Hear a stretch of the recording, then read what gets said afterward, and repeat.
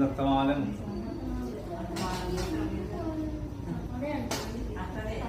Okay. ఇప్పుడు అమ్మ నాన్న పెట్టుకోవద్దని రూల్ ఏం లేదు, వాళ్ళకు కూడా పెట్టుకోవచ్చు. కానీ మొట్టమొదటి ప్రిఫరెన్స్ ఎవరికి అంటే అత్తమామని.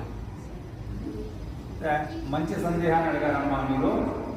ఇక్కడ ఒక అమ్మగారు అడుగుతున్నారు ఏమని అంటే, మాకు తల్లిదండ్రులు కూడా లేరు, అదేవిధంగా అత్తమామ కూడా లేరు. అత్తమామకు పెట్టాలా, అమ్మ తల్లిదండ్రులకు పెట్టాలా అంటే, మొట్టమొదట మనం ఎక్కువ ప్రాధాన్యత ఇవ్వాల్సింది అత్తమామకే. అత్తమామకు ప్రాధాన్యత ఇచ్చిన తర్వాత ఆ తల్లిదండ్రులకు కూడా ప్రాధాన్యత ఇవ్వవచ్చును, ఇద్దరికి పెట్టవచ్చును, తప్పేమీ లేదు అక్కడ.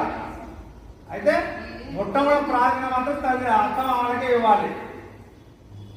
ఇంకొకటి ఈ యొక్క వాక్యం వచ్చింది కాబట్టి చెప్తున్నాను, చాలా మంది ఇళ్లలో అత్తమామలలో సరిగా చూడక పరిశోధన పెడుతూ ఉంటారు బతికి ఉండగానే.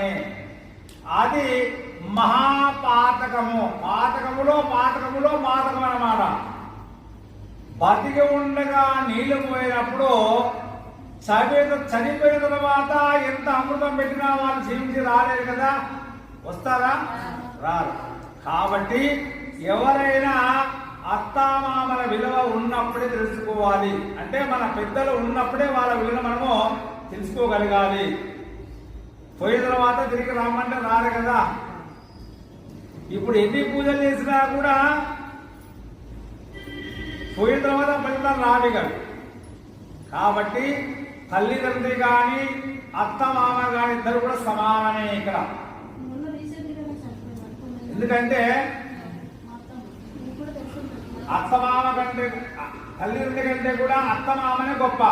ఎందుకయ్యా అంటే, అమ్మగారి వంశాన్ని మీరు మోసింది 20 సంవత్సరాలే, అత్తగారి వంశాన్ని మోయవలసింది ఇక్కడ మొట్టమొదట.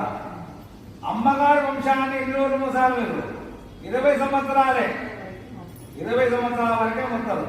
తర్వాత 80 సంవత్సరాలు ఎవరి వంశాన్ని మోస్తావమ్మా? అత్తగారి వంశం. మరి నీకు భర్తనిచ్చింది ఎవరు? అత్తమామ. మరి ఇక్కడ గొప్ప ఎవరు? అత్తమామనే కదా. అత్తమామగా కొట్టుకుంటే కుదరు, ఆయనకు భార్య ఎడికైతావు కావు కదా. అట్లని మీరు అంటలేరమ్మా, నేను చెప్తున్నా, సామెత చెప్తున్నాను. చాలా మంది పెద్దలు సరిగా చూసుకోవట్లేదు ఈ రోజుల్లో. మీరని నేను